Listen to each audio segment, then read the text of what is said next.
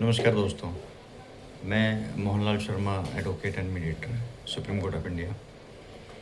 दोस्तों, मैं आज बात करूंगा झूठे केस के बारे में। आप लोगों ने सुना होगा कि इसने इसके खिलाफ़ झूठा केस कर दिया, इसने इसके खिलाफ़ झूठा केस कर दिया, उसको पैसे दे के झूठा केस कर दिया, पुलिस को पैसे दे दिया, अंदर किसी ऑफिसर को पैसे दे के केस कर दिया, बयान दिला दिया, गवाही दिला दिया। तो आज का सब्जेक्ट इस पे है हमारा कि झूठा केस थाने में भी होता है और कोर्ट में भी होता है। तो आज का ये सब्जेक्ट है। तो दोस्तों, आप लोगों ने जो भी, जैसा मैंने बताया कि आप लोगों ने सुना ही होगा झूठे केस के बारे में। तो झूठे केस में आपका जो सिविल नेचर का केस है वो भी आ जाता है, क्रिमिनल नेचर का केस है वो भी होता है। क्रिमिनल जो केसेस होते हैं, सबको पता है कि उसमें पुलिस इन्वॉल्व होती है, और पुलिस कितनी ईमानदारी से काम करती है हमारे देश में, ये भी किसी से छिपा नहीं है। कोर्ट और हमारे जजेस ना हों इस देश में तो जो हमारे देश के मैक्सिमम जो मिडिल क्लास फैमिली है, गरीब फैमिली है, उनको जो न्याय आज मिल रहा है शायद वो भी नसीब ना हो। जो सिस्टम बना हुआ है, जो जिस तरह से चल रहा है, तो मेरा कुल मिला के कहना ये है कि झूठा केस क्रिमिनल के साथ साथ सिविल केस है, जैसे प्रॉपर्टी की केस है या कोई बैंक बैलेंस का केस है या कुछ भी है, मतलब मूवेबल प्रॉपर्टी हो, इमूवेबल प्रॉपर्टी हो, जैसे कि जिसको हम चल अचल संपत्ति बोलते हैं, ये सिविल केसेस में आते हैं। तो इसमें भी होता क्या है कि मान लीजिए सिविल केस है, प्रॉपर्टी का केस है, कोई संपत्ति का केस है, तो उसका एक पक्ष होता है, वो सच में ओनर होता है, उसका मालिक होता है, उसके पास पुख्ता कागज़ होते हैं, उसका मालिकाना पेपर होता है। लेकिन वहीं पे देखा जाता है कि उसी प्रॉपर्टी के लिए एक दूसरा मालिक खड़ा हो जाता है, उसके पास भी कागज़ होते हैं, उसके पास भी मालिकाना पेपर होता है। तब यहाँ मामला फंस जाता है। तो अल्टीमेटली ये कोर्ट में केस फाइल होता है। जो सही होता है वो कोर्ट में जा सकता है, जो गलत ओनर है वो भी कोर्ट में जा सकता है। ये तो कोर्ट में ही डिसाइड होगा जब ट्रायल चलेगा और जब साक्ष्य कोर्ट के सामने आएंगे और सबके ट्रायल होंगे, डॉक्यूमेंट का स्क्रूटनी होगा। तो दोस्तों, ये देखा गया है कि सिविल कोर्ट में जो सिविल केसेस हैं, सिविल डिस्प्यूट, वो तो डिसाइड हो जाते हैं, स्क्रूटनी होता है, जजेस अपने आप ट्रायल चला के डिसाइड कर देते हैं। उसमें आ जाता है कि असली ओनर कौन है और झूठा कौन है।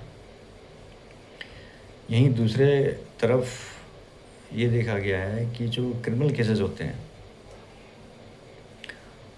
उसमें झूठे केसों की संख्या बहुत ज़्यादा है, क्योंकि इसमें पुलिस कंप्लेंट देनी होती है, एफआईआर देनी होती है, या कुछ कागज़ है तो उसके बेसिस पे कोर्ट में क्रिमिनल कंप्लेंट फाइल हो जाता है।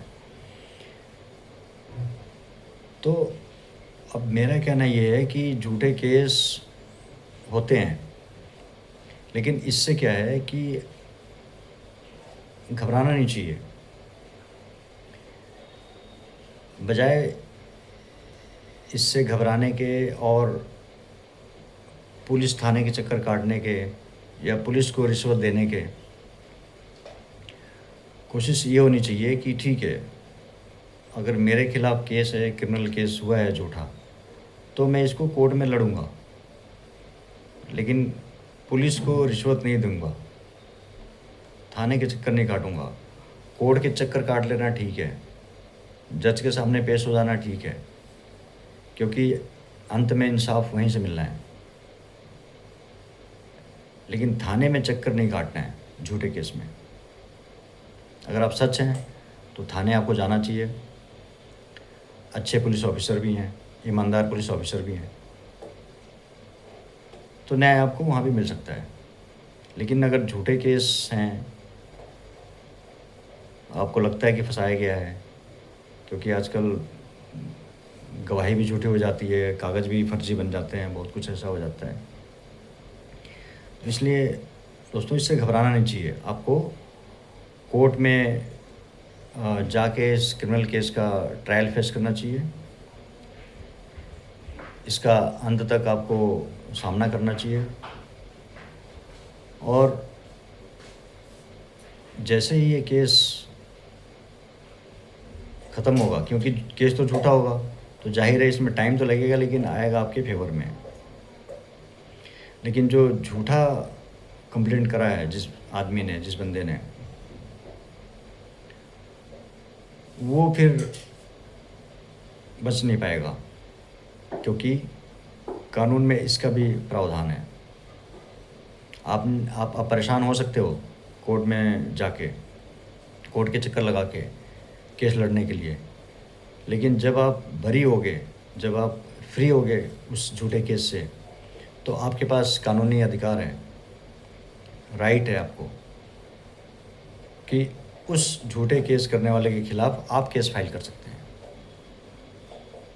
ये बहुत बड़ी बात मैं कह रहा हूँ।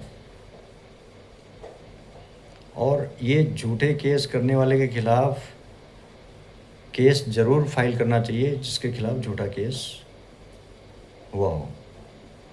जो पीड़ित है, जो दुखी है, जिसको झूठे केस में फंसाया गया है, उसको 100% उस झूठे आदमी के खिलाफ़ केस ज़रूर फाइल करना चाहिए जब आप केस से बरी हो जाएं। ये मैं इसलिए कह रहा हूँ कि जो कोर्ट में केस, आप लोगों को पता ही है कि लगभग 5-5.5 करोड़ के आसपास पूरे हमारे हिंदुस्तान में केस पेंडिंग है। 3.5 करोड़ के आसपास डिस्ट्रिक्ट कोर्ट में पेंडिंग है। 1 लाख के आसपास सुप्रीम कोर्ट में पेंडिंग है, बाकी हाई कोर्ट में पेंडिंग है। तो इससे क्या होगा कि एक तो वो झूठा आदमी एक्सपोज होगा, उसको झूठे केस करने के लिए सज़ा मिलेगी, आपको कंपनसेशन मिलेगा जो आपके खिलाफ़ केस किया हुआ है झूठा, आपका टाइम ख़राब किया है, आपका नाम ख़राब किया है, और केस, झूठे केस में कमी भी आएगी।